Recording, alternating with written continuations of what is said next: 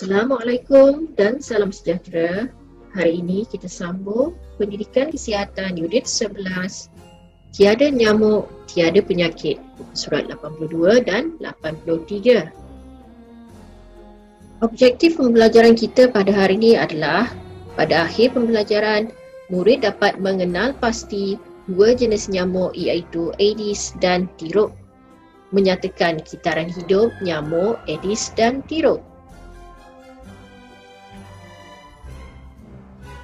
Baiklah, kita boleh rujuk di dalam buku teks PJK pada muka surat 82 dan 83.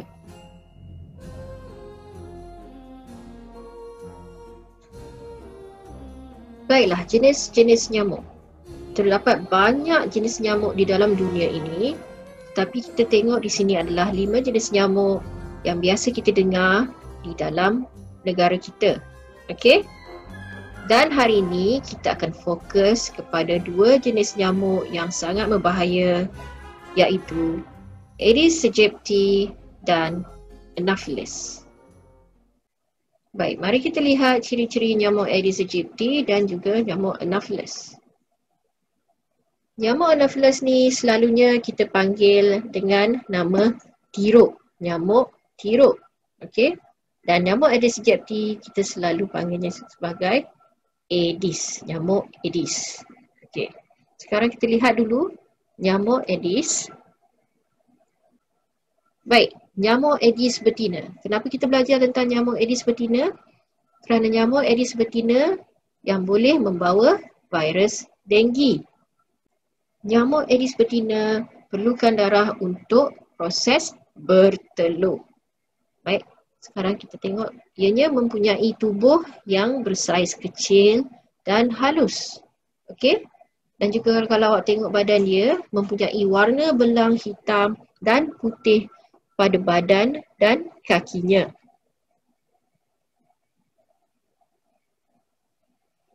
Nyamuk Aedes juga boleh membawa demam denggi, demam kuning, chikungunya, encephalitis dan virus Zika. Kita selalu dengar ya nama-nama penyakit ni, bukan demam denggi sahaja ya nyamuk Aedes boleh bawa, ia juga membawa lain-lain penyakit yang juga berbahaya dan boleh membawa maut.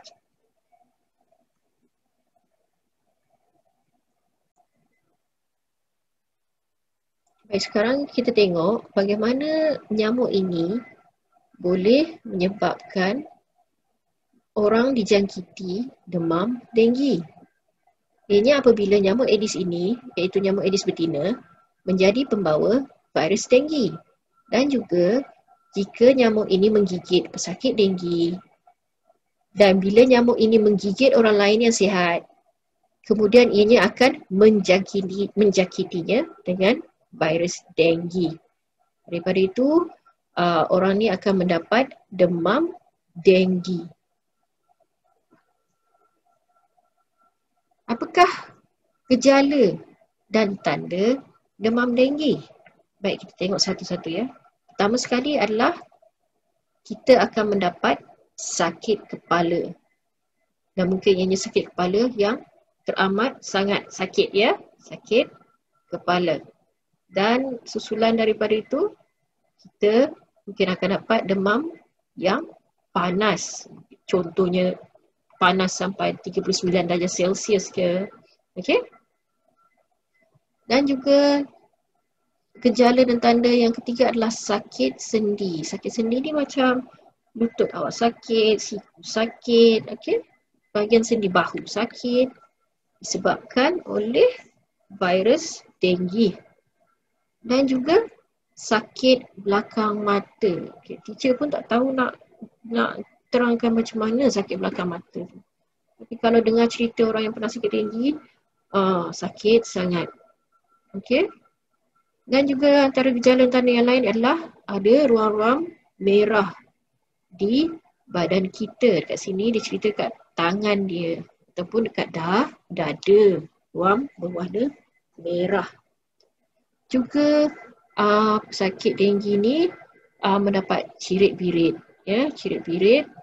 Dan juga bila dah sampai ke hidung berdarah, mungkin juga tanda pesakit denggi ini mendapat demam denggi berdarah, di mana ianya adalah sangat bahaya dan boleh membawa maut. Okey.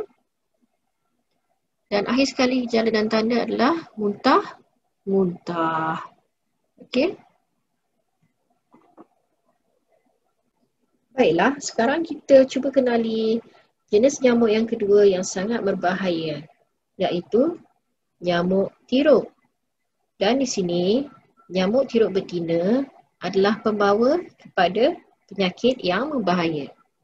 So, ciri-ciri nyamuk tiruk ini, ianya mempunyai tubuh yang bersaiz kecil dan halus, dan juga warna badannya kekuning-kuningan.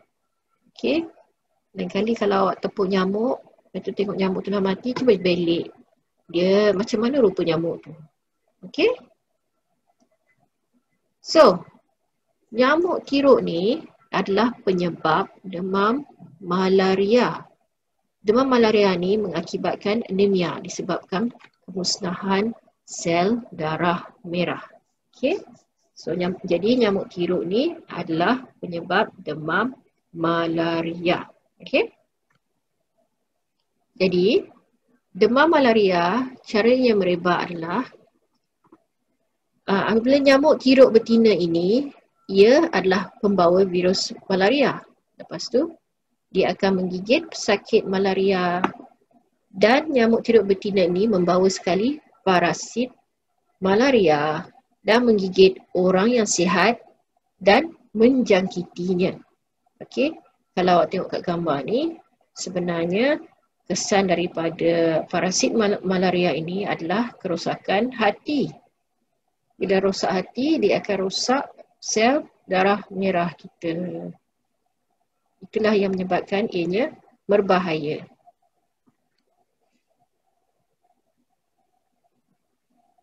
Jadi, apakah gejala dan tanda demam malaria? Okey. Pertama sekali, sakit kepala macam demam denggi juga. Loya dan muntah, demam panas yang melampau, menggigil, serta batuk kering dan penat. Batuk kering tu macam batuknya tak ada kahar, dia kering saja. Dan kita rasa sangat penat. Itu demam malaria. Baik, sekarang kita lihat kitaran hidup nyamuk Aedes dan juga nyamuk tiruk. Okey? Jadi, kalau kita tengok kat sini, kitaran ni hanya bertahan selama 7 hari. Okey, 7 hari sahaja. Tapi dalam 7 hari tu boleh membawa macam-macam penyakit jika ia menggigit kita. Okey, daripada nyamuk dewasa ini, okey, nyamuk dewasa, ianya sebelum mati, dia akan bertelur. Apabila ia bertelur, ia akan membesar menjadi jentik-jentik. Okey. Kemudian ia akan menjadi kepompong dan menjadi nyamuk dewasa. Itulah dia punya kitaran hidup, life cycle selama 7 hari saja. Baik, sekarang mari kita lihat bagaimana kita dapat mencegah dari digigit nyamuk. Okay, pertama sekali, kita boleh menggunakan repellent. Selalunya kalau kita gunakan repellent yang betul-betul berkesan, nyamuk tak suka dekat dengan kita. Okey? Yang kedua, kita boleh pasang penghalau nyamuk. Kalau tengok kat gambar ni, ini yang kita ada penghalau nyamuk dalam bentuk cecair dan elektronik. Okey? Yang ketiga, kita pasang jaring penghalang nyamuk. Kita pasang dekat tingkap, pasang dekat lubang-lubang yang berada di rumah awak. Okey? So jadi nyamuk tak boleh masuk. Okey? Juga kita boleh guna sembur aerosol racun serangga untuk membunuh nyamuk ataupun untuk menghalau nyamuk juga ya. Mungkin nyamuk tak suka bau dia ke apa ke, buat dia pening ke, menggunakan sembur aerosol. Okey. Okey. Kita juga boleh pakai seluar panjang dan baju lengan panjang untuk elakkan nyamuk gigit badan kita, kaki kita kan. Kita guna baju yang menutup badan kita. Kita juga boleh tidur dalam kelambu. Ya. Kalau kita tidur kita tak nak pasang ubat nyamuk, kita pasang kelambu. Nyamuk tak boleh gigit badan kita sebab kita pun duduk dalam kelambu, badan kita dilindungi. Dan langkah yang terakhir sekali, kita cuba elakkan berada di luar rumah pada pukul 6 hingga 8 pagi ataupun pada waktu senja 6 hingga 8 malam. Sebab waktu ni Aedes paling aktif untuk menggigit. Nak menggigit, nak isap darah kita. Kalau nak juga keluar pukul 6 hingga 8 malam, carilah tempat yang tak ada nyamuk. Ataupun kita guna langkah-langkah macam pakai seluar panjang, baju lengan panjang, ataupun bawa repellent. Jadi langkah-langkah ni boleh kita gunakan untuk elakkan diri kena gigit oleh nyamuk.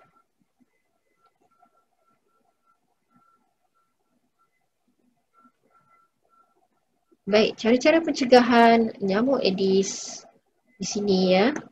Kita kena pastikan bahawa tiada air yang bertakung.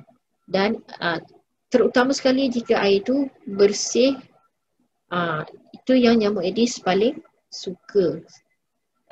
Jadi kalau air itu bertakung, itulah tempat dia nak bertelur. Kalaupun air yang ada pun kita kena tutup bagi nyamuk tu tak boleh masuk dan bertelur. Dan juga kalau kita ada simpanan air, kita boleh letak ubat pembunuh jentik-jentik. Supaya nyamuk tu tak boleh bertelur dan membiak. Baiklah, itu sahaja pada minggu ini. Semoga kita dapat berjumpa lagi pada minggu hadapan. Jaga diri, stay safe. Terima kasih dan goodbye.